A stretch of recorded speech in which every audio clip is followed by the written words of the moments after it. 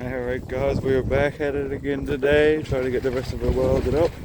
I got my little setup done, just keep flashing everybody's eyes to stop it. Yeah,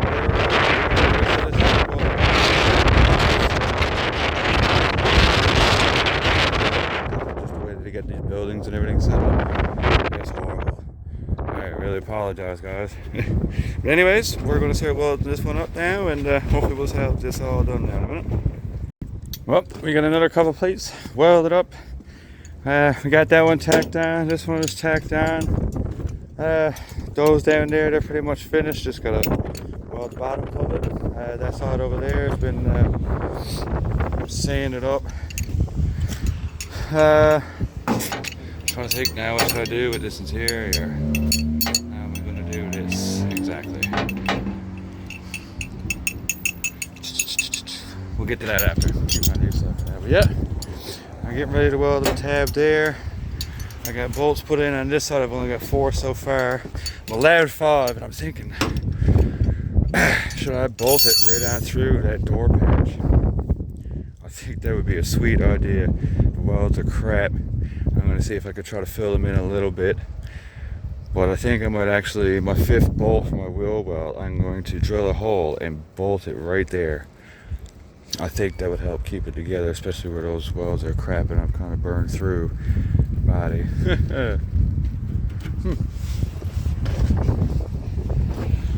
Yeah, she's starting to look good on this side. I'm starting to get excited with it. She still looks plain on the other side, obviously. Explained that yesterday. But I can't wait. And I think the SS's are going to fit with those 15s. I'm not 100% sure. If not, I'm not 100% sure about this, but I'm almost certain that you could fit 14-inch rims on 2000 and newer Camrys. It's only the V6s that were that you had to have 15-inch rims, that they can't. The caliper won't clear the rim, but I'm pretty sure in the 4 cylinders they will. It would be great to be able to have a 14-inch tire, and it would be those diggers that I had last year. I never bothered to do anything with them after, obviously. They are a bit dry rotted, if you remember, but I think they would. I think they would be fine. Just get them rebeaded, probably throw a couple tubes in them, and use away at them. I think they'd be perfect. Yeah.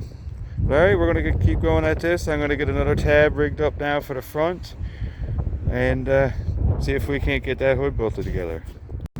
Well guys, I'm getting ready to install my battery box here in a second. I just gotta take it out of that car, but I wanted to show you this. Like, we all know how rough this car is, right? Like, she is pretty rough. Everything is obviously falling apart, but you would never guess.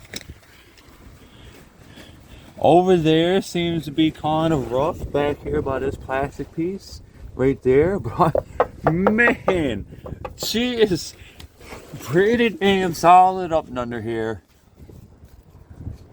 Looks can really be deceived. Now don't get me wrong guys, she's still rough. She would not pass any inspection. She would have never seen the road again because of stuff like this. Like, she's pretty rotten right there, but for the actual floors and the frame itself, like, I'm really impressed, man. I am really impressed. I gotta say, I expected that this thing would be pretty much been able to walk through, like the old 2-door Crown Vic that we had there, but this thing is actually not that bad. She might be able to do something, you never know. But I'm gonna get ready to install my battery box here now. Get that part out of the way, I guess. And maybe we'll get some more of this, more of these plates welded up. Yeah, let's keep going. Alright, we got this side bolted up, obviously. I haven't started with that side yet. Battery box is out but not mounted. And I got these holes drilled, so now I'm going to get some bolts and get this one done. Oh, it's starting to look good. It's starting to look like a derby car. I'm starting to enjoy it. This one, I know I said this about my last one, but I got a feeling this one's going to be the best one yet. My last one kind of tanked. I still think it was a transmission, a computer problem, not a fuel problem. Just the way that I'm thinking about it, the way it was going. Like, yeah, she was dumping way too much fuel. The smoke coming out the stacks, that kind of gave it away. But like I was saying with the whole third gear thing, when the transmission and computer weren't reading each other anymore, I couldn't reach down to my low gear, so she was only stuck in drive, which technically would have been third. And that would explain why she was baggy after starting, and when she got up to the right RPMs, that's when she would open up. Yeah. So yeah, I don't know. I think it was a transmission problem. We won't have that problem with this one because she's a 5-speed, which I'm going to have a hell of a lot more fun with. So yeah, let's get some bolts and let's get this run in done. All right, guys, another new day. Went out and picked up a couple bumper skins. This one is actually from a Toyota Tacoma. There ain't much to it. Like he's not very thick. I can bend that with my hand. But this thing is rusty as all hell. The original bumper that's on it. So I'm just throwing this on there for a little bit of added protection. I don't think it's going to do anything at all. It's very, very flimsy. But for the front, I have another square body Chev bumper skin, a little bit of rough shape, but he didn't want to keep it for his restoration project, so I have taken it to put on the front of the Camry like we did last year with the last one. I just have to salvage all these brackets for him because they do want to keep them and use it on his square body restoration that he's doing. So we're going to do everything that we can to make sure that these brackets stay good. We don't need the bolts. I don't think they're going to come out nicely, but we will try that first. So I don't want to ruin anything, the brackets especially, because like I said, it's going on his restoration project, so they need to be salvaged. Yeah, I can't wait to put that on, but we're going to get those brackets out first, so that's why I'm tackling the rear here today. And like I said, this thing is he's not very thick. He's easily to be bent. I probably won't even need to make any slices in it to bend it, really. I'm just going to cut the ends off, bend it in, weld it up. And I think this should look fine. And I excuse, it is windy again today. I don't know when it's going to stop. It's been windy like this for like the last month. But it's definitely a lot better than snow. Everything is starting to melt, so that's great. So yeah, we're going to get the welder fired up and we're going to start. I'd say I'll probably, we actually had a fair bit of snow the other night and whatnot. Yeah, I just gotta get, that one is good. I just gotta get that one tacked in there. Get this one tacked in at the bottom. And apologize about the wind, guys. Anyways, let's get at it. Hey, we got this thing mounted on. Looks a little funky at the moment, looks a little bit big, but I think I'm going to trim it down. Well, I do have some marks made. I think I'm going to either cut the fins off completely, or I might just make a slide or a side cut and maybe fold them in. This side is not too bad. I think I could live with that. She's not broken out for the body at all. Now this side's a little bit different. I didn't measure it up too much when I went at it. But yeah, I could probably just cut it and peel it in, weld it back into place. I think it looks alright. I don't think it looks too bad. I might do a little bit of trimming on stuff on the bottom, just in case if we start getting close to the ground, if this bumper does stay on.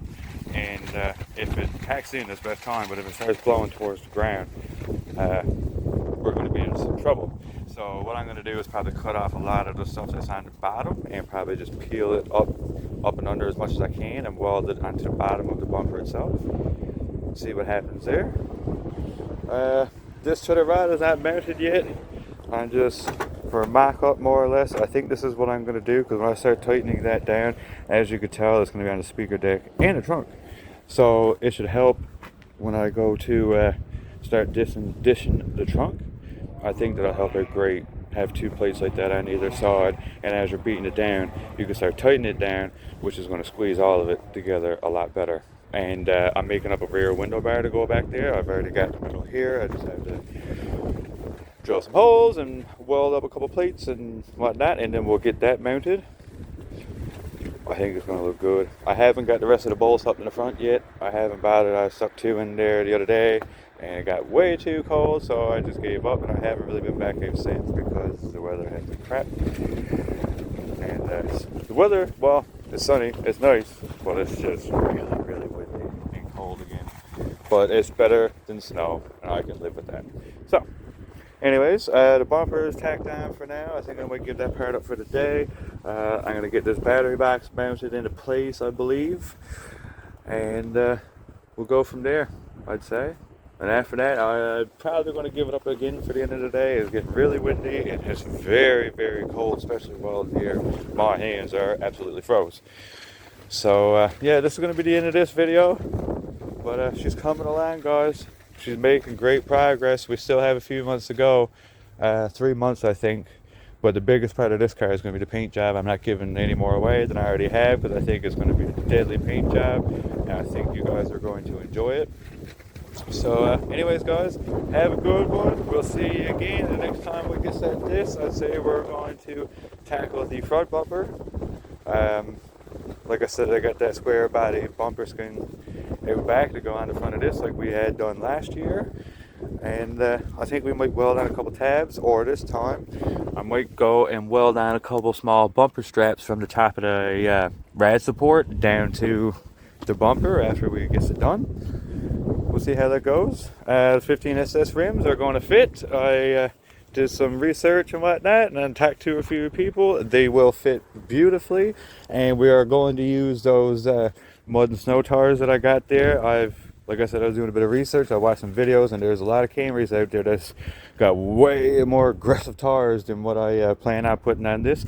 So the 15SSs, they will definitely be going on this with my mud and snow tires, and they will be tubed. So that is going to be great. I'm not sure I'm going to get that done. I'm not in any rush. But yeah, they will definitely be going on this car. So anyways, guys, that's the end of this video. Like I said, if you guys are new, please like and subscribe. I'm trying to come up with I'm not trying to make this into, you know, something absolutely huge. We're in Newfoundland. We only derby maybe 3 times out of a year max. So I mean, this is more or less just for people, you know. We do have some derby background here. There is a lot of builds starting to happen. A lot of different stuff is starting to go on. It's not so much just a gut and go anymore. So yeah, I hope you guys are enjoying the content, and this is all for you guys, and hopefully we can keep this going for years to come.